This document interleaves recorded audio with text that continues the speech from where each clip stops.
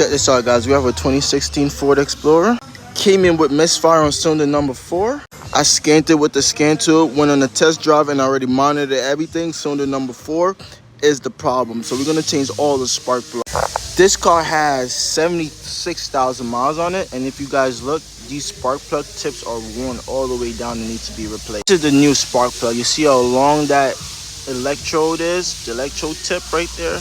That one is way better than the old one that was in there. So we're just gonna put new ones in, and this car should be able to run smoothly with the new electrode and the new spark plugs inside.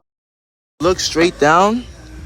Inside those spark plugs holes are super clean. This car does not need a cylinder head gasket or the ignition coil seal. Make sure you guys like and subscribe, guys. Peace.